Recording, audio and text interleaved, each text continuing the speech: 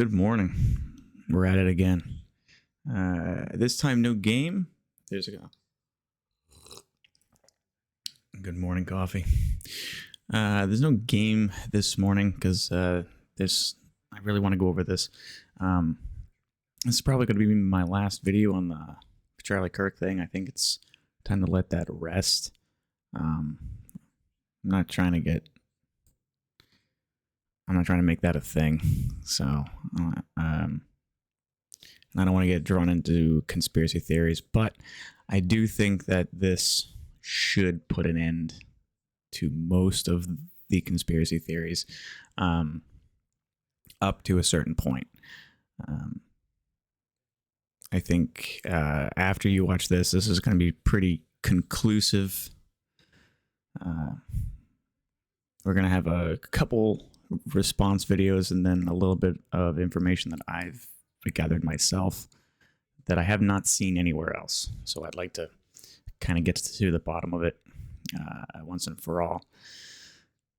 This is mostly going to be related to the shooting itself and the escape of Tyler Robinson, because I'm fairly convinced that that's who it is now, from the roof, and that's about it. Once you see what I have here, I think it's going to be pretty conclusive that that's him 100%. I think the only conspiracy theory left after that would be, did he act alone or were other people involved? And I don't mean a foreign agency or anything like that. I mean just a group of very disturbed people, which, as I said in my previous video, is more concerning to me personally. I think that's more of a disturbing thought. So here we go. This first video is from US Overwatch. I think he did a great job with this. Again, as I said in my previous video, I'm not a gun expert in any stretch of the imagination. So I appreciate those who are. And the kind of shots he makes in this in this video are amazing. You know, he even says it once himself. Like, we got pretty lucky here. I would be sending dozens of rounds downrange to maybe hit once. He hits him exactly where he says he will. So let's take a quick look. This is basically refuting the story that Turning Point USA's spokesman put out, saying that the bullet was found just under the skin and that Charlie's bones were basically made of like adamantite. So we're going to get through this pretty quick because I want to get to my information, which is more towards the end. So let's watch this. Able to duplicate.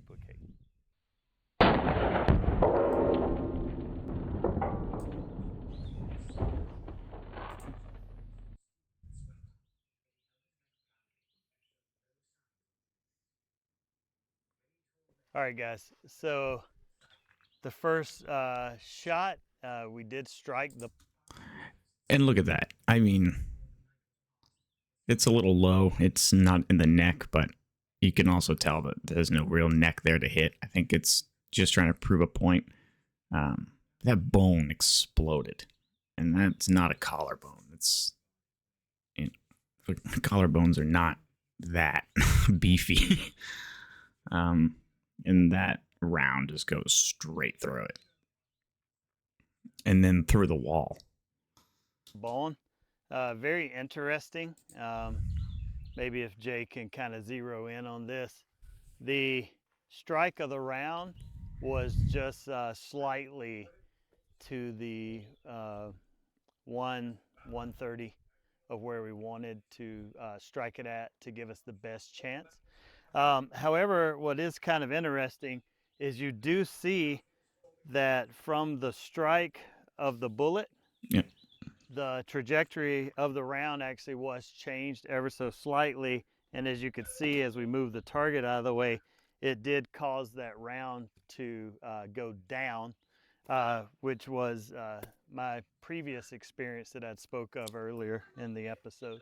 Uh, Just look at the hole, though. It didn't just go in under the skin. That's something else. That is wild.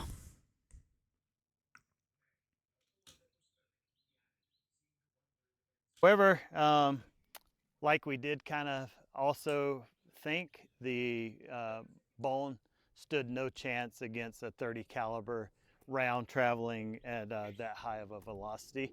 I've just wrapped up all of. So as you can see, that I mean, unless Charlie had the the adamantite bones, I'm just not I'm not convinced. I'm also not entirely convinced that someone from Turning Point was able to talk to the coroner. Pretty sure that would violate HIPAA. I've asked a couple folks in my family who are in the medical field, and they all seem to have the same story that doesn't line up. And if they did, I mean, his Charlie's wife would have a case against that. I mean, it seems like a clear breach. So this is a video I found. I'll add his information in on the bottom here. I do forget his information. I'm sorry. But he put together a rather lengthy video, kind of demonstrating how long it would take to assemble this gun and then take it apart. And the video that we see, he drops the frames of an outdoor video of his. He drops the resolution and tries to kind of replicate the kind of pixelation, I guess, you would see in the official video that was put out by the FBI, which again was my concern when that video came out, which is, what are we missing here? And as you're going to see later on with the information that I'm discovering, just from reviewing the official video, I think this guy is onto it. The barrel is so thin that the artifacting in the official video is leaving out some crucial information. But I was able to go by slow motion, frame by frame, and kind of pick out something that I think has been missed, that I think definitively closes at least this portion of this case, any question. So we're going to go through here, and we're just going to watch him assemble this rifle. Of the things that are in the official narrative in this towel. We're back on the roof. We've gotten to our sniper hidey hole, and we now have all of the things here in front of me that are in existence in the official narrative. We have the rifle itself and all its components: stock, bolt, magazine well, follower, trigger guard assembly, rifle barrel and Mauser receiver, the screwdriver, 4 rounds of ammunition, a backpack, and a towel. Okay. And again, this is what I love about the internet and folks who use it that know what they're doing. Because I have no idea what I'm doing with a gun. I know that you don't put your finger on the trigger unless you are ready to fire. And I've held some guns.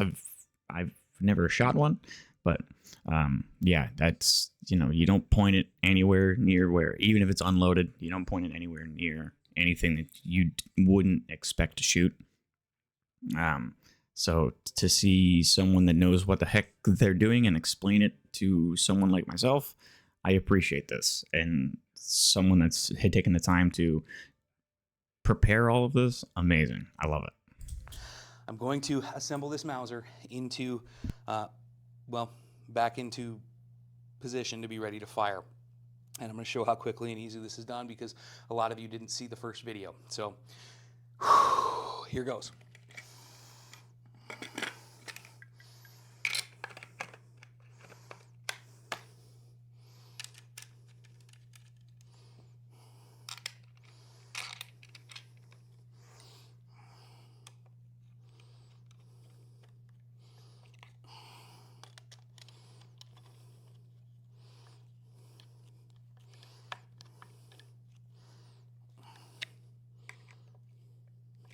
Rifle is back to the buttstock. Bolt going in. Okay, I have a completed rifle. Now I'm going to load it. This rifle was set up for when my dad was hunting. It's only able to carry 3 rounds in it. Those were the laws where my dad hunted, when my dad hunted. And in all reality, I don't think it really matters how many rounds were in the gun. It's not going to. Again, a layman, I don't think it's going to really matter if it's 4 or 3 or just 1. Yeah. So for our purposes, we're only going to put 3 in. His may have been different. That's okay. But we have 4 rounds in existence. I'm now ready to fire. This gun is loaded and it is hot. And if I pull the trigger, it's going to go off. So for the rest of our demonstration, I'm going to unload this rifle just for safety's sake, okay? Now, this was a... Now this part is interesting because he does what I think everyone's been wanting to do, but either he kind of addresses it. I don't know if he does it in this clip. I don't know if I cut that part out, but he was concerned about his neighbors seeing him outside with a rifle doing this and didn't want to get the cops called on him. And that would be my big fear of doing something like this. But he does show outside and whatnot. I'll actually leave his video linked right under here so that you can see the full video. But he does go outside with the dropped frames and the dropped resolution and whatnot, and he's able to very convincingly recreate the video. Obviously without a 20-foot drop involved, but very convincingly do this. He also shows how the towel slips off the rifle when you're trying to run, and that's going to be key with the video that I have. The screen grab I have of the official video put out by the FBI. So this part's crucial. Quick wrap. You can see it's kind of loose, but the whole idea behind this is he's trying to make this rifle not look like a rifle. Okay? Now, I've heard people talk about, well, if you're running with a rifle, you're going to carry it like this.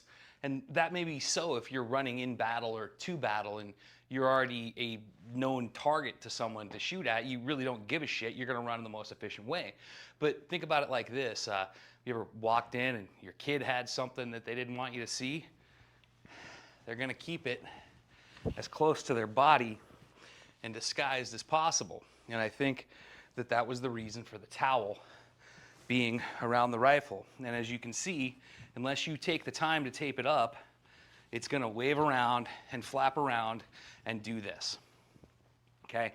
And if you see in the video, as he's running, you can kind of make out that his hands are kind of struggling with it over here as he's going along. Okay? Now, a lot of the conspiracy theories start because, one, he would have to have disassembled the rifle up on the roof after taking the shot. Why do we say that? We say that because all of the video thus far, as far as I can tell, no one has been able to actually identify the rifle for certain. They can say that, well, the towel bends a certain way. The towel is free floating when he puts his hand up to get down off of the roof.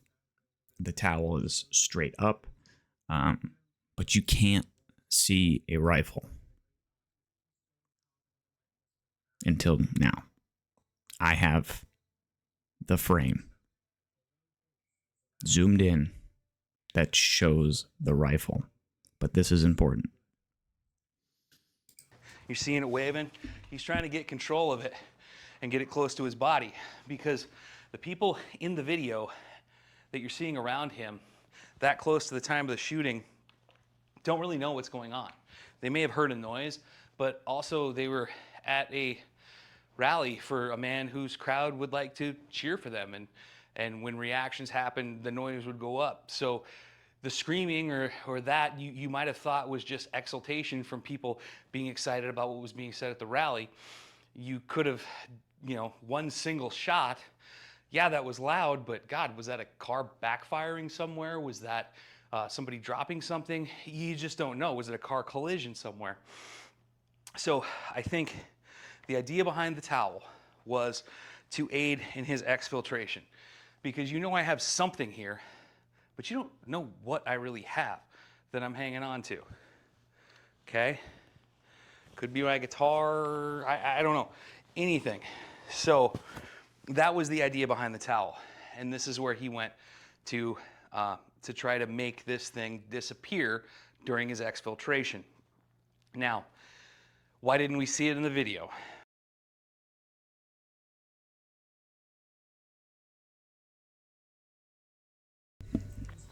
Okay, so here's the video. I was able to grab this from AP. It's the official video that was put out from the FBI. You can see him here up on the roof. It's thought he was somewhere around this, what I think is an air conditioning condenser or some kind of a vent. When he took the shot, he was obviously prone. And he runs across here. So let's just watch the video that we've all seen a million times by now, I'm sure. You can see him running past here. Comes out.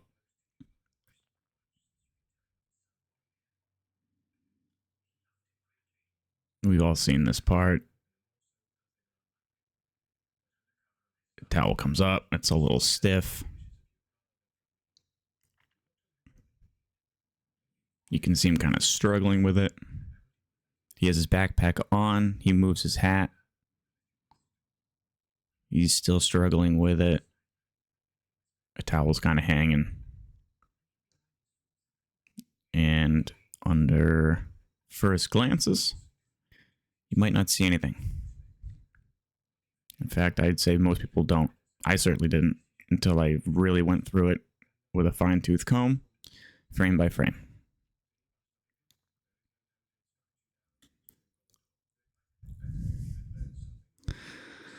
What does that look like to you?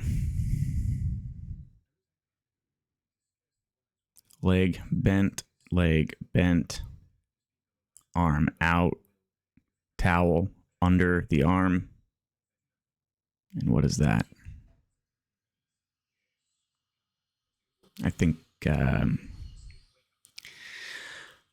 that pretty definitively destroys anything that says that he had to disassemble the rifle and put it in his backpack, because that is where the conspiracy was really coming in. Was that how did he disassemble? How did he take the shot and then disassemble the rifle?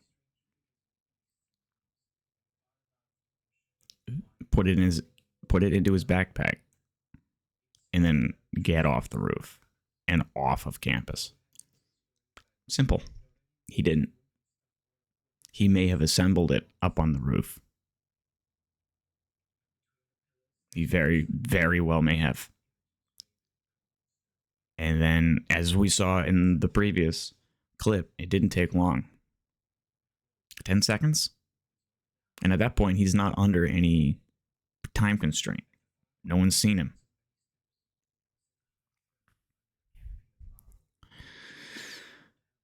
The only problem with the original story, with the original information given, was that how did he break it down in time to get off the roof and off campus unseen?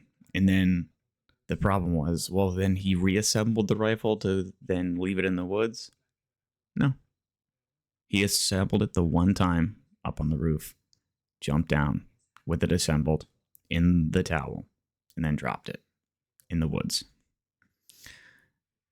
This right here, to me, is clear evidence that he had the rifle the whole time. And if they have a palm print up on the roof from where he got down, and they have the rifle, and the towel, and the screwdriver that he left up on the roof, because he did not need the screwdriver to reassemble anything in the woods. It was already assembled. He never took it apart.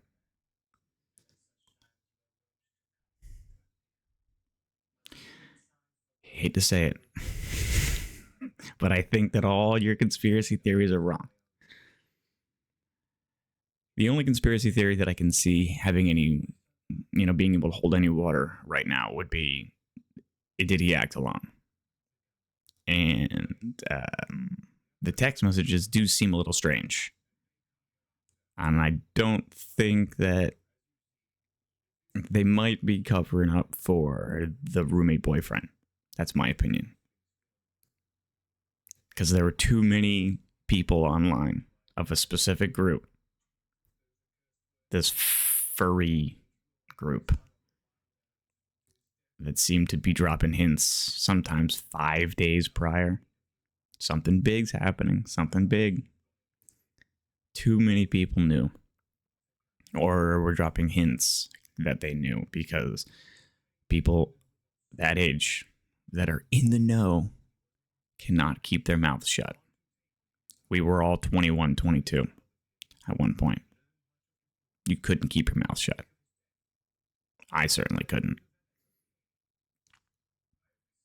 So I think any conspiracy theories tied to the timing of the assembling and the disassembling of the rifle at this point should not be allowed to hold any water. He never took it apart. So we're going to keep this rolling here. The next bit I have here is another clip I'll have. Now, I'm going to get myself out of here so that you can look at these numbers. So this is here, actually, let me get you. There we go. So these are the numbers. I'm going to leave it here for a quick second. You guys can take a look at this.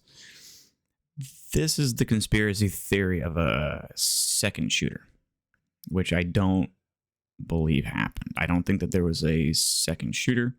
The conspiracy is that there's a flash in this window here. But again, if you look at the angle of this window, it is a window. It's a solid window. It's not an open window or anywhere into a building. It's a solid window here. Right here, it shows, supposedly there's a flash, which I see. But if you go onto Google Earth and all that, you can see that this is a solid window here, but it is at an angle. So he ends up working the math out here, which again, I appreciate. And we'll see that here. 1,000 feet per second, and that's a conservative estimate. Then that means per frame, the bullet is traveling 33.3 feet. So let me zoom in and let's find the exact frame that we see the flash. Here we go, it's our first frame. It actually starts right here, the flash, and it happens over 2 frames. It's dimmer here, full brightness, and then it's gone. So usually muzzle flashes are contained in 1 frame, but this is 60 frames per second. So let's say it is a muzzle flash. Then that means the shot happened here at the start of the flash. 1, 2, 3, 4, 5, 6, 7, 8, 9, 10, 11, 12, 13, 14. So Charlie's first movement is 13 frames away. So 13, or if we just put it as a fraction, 13/60, that's 0.21, times 2,000 feet per second equals 432 feet equals 132 meters distance that bullet would have traveled. Now, if we go to that location and we get the ruler, 32 feet equals 132 So he goes meters into distance. That bullet would have traveled. So, all right, yeah. So we're talking about this window here, this one right here, and it's at an angle, right? It's at honestly, if you were to be laying down, let's say right about, actually, he'd have to be up over here somewhere. Look at that. Like, that window is basically flat on to this building. I'm not saying that that is the actual muzzle flash from the shot, because it was a bright, sunny day. That would be a hell of a catch. But if it is, that is incredible. And I don't think it's out of the realm of possibility. Now, if we go to that location and he talks about the distance from here to the distance from where the shot was thought to have come from. Get the ruler. So let's measure it.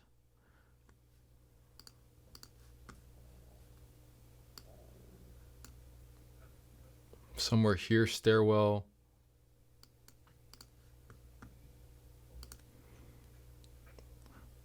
$34 meters. It's not our guy. Is the distance. No one shot from that window. And we can see that the bullet traveled 132 meters. Which, if we go back to this shot,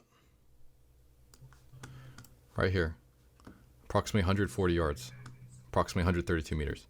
So for whatever reason, that flash, when you do the math, equates exactly, almost exactly the distance that the actual suspect shot from.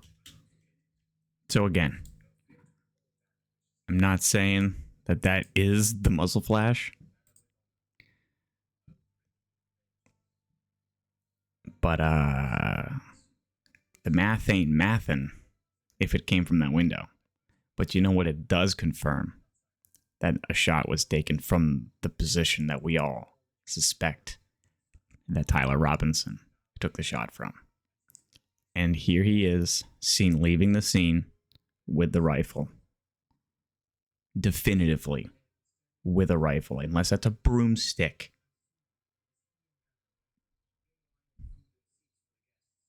I'm going to leave that up to you. If you like that, please drop a comment. Let me know what you think. The good, the bad, the ugly. And if you want to see more, please subscribe. I will catch you in the next one.